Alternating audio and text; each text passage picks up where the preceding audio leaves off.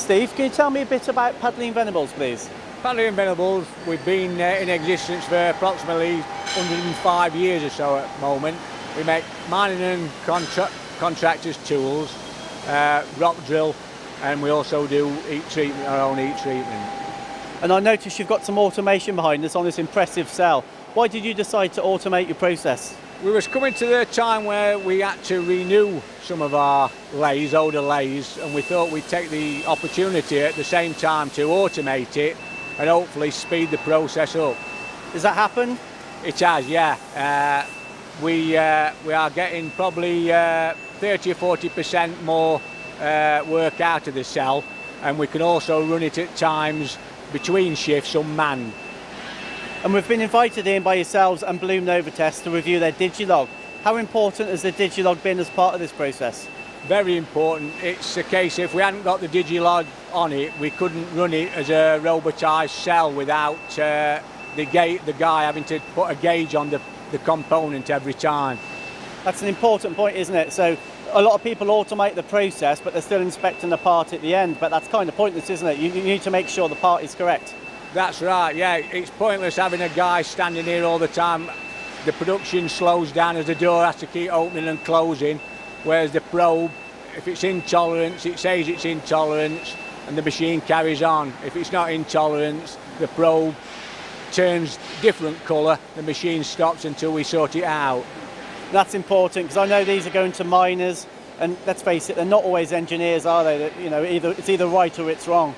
That's right, we're trying to keep a quality product. Our product's got to interact with other manufacturers' products, because not all our customers buy 100% off the company. They do mix and match, so our stuff's got to fit everybody else's, so that's why we need to keep the sizes in a close tolerance.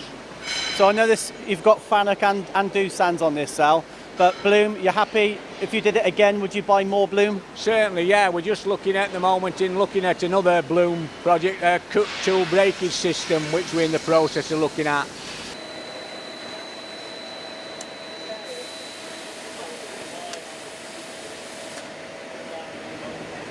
David, this is the first digilog I've ever seen. What does it do? It's a probe for inspecting the workpiece in situ to ensure it conforms to the correct standard, so it can then go on to the next process or to be passed off before it comes off the machine tool. And it seems obvious question, but what's the benefit? The big benefit, of course, is that traditionally they would have a guy standing here who would have to manually gauge each component. With a digilog, we're fully automating the system, so the machine will turn the thread on the part. Our digilog will then come in and do a scan to ensure that the part's correct and there's no operator involvement. They can run it through the night 24/7.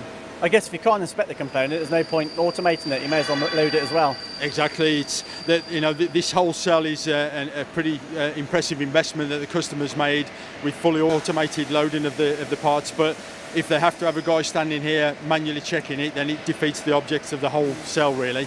So we are completing the process, completing the closed loop, if you like, to ensure that we are inspecting everything automatically before it goes on to the next operation. Yeah, I do see a lot of that where parts are coming off complete, you know, via various methods of automation, but they're not inspecting them. It kind of seems pointless, doesn't it? Yeah, it's kind of down to the application and the need of the product, but the theory of what we're trying to say is that if you make sure that the part when it comes off the machine is correct, so hopefully you don't scrap the part, which is disastrous, or have to rework a part, then it can go on to the next operation or out the door with no further work needed on there. And I'm just looking at this graph here. It appears to be like an SPC chart, so have you got an upper and a lower limit? That's right, yeah. Basically, we're showing on the software here, the Blum BCS software, we're showing two screens, two results. But on the bottom one, you can see the nominal, so that's what a good component looks like. And the white scan across the top is actually the result of the component just being measured. Now, ideally, we want to see those absolutely bang in line with each other. From that then, the yellow lines are the wear limits. So if the tool starts to wear, we'll see that the results will start to go outside those limits. That won't stop the operation, but it will alert the operator that there's probably a problem with either thermal situation of the machine or the tool's wearing. And then the red lines are the extreme limits. That's where we have a problem and we have to stop and have to look at, the operator has a look and see what's going on. It's about automating, it's about taking away the need for an operator to sit here, getting involved with the process, and to make life easier in the manufacturing. And it's also a great endorsement for you. It's a harsh machining process, isn't it? Yeah. There's coolant everywhere, there's swarf flying everywhere, Yeah. and your product still holds up. Yeah, it's nice that we're showing this application on a turning machine, which are traditionally probably the worst machines to get probing on. Obviously, you get a lot more vibration in these machines. The swarf is particularly a problem, and there's a lot of coolant flying about. So here we can show the probe working, seamlessly, repeatable results from it in real harsh, nasty environments.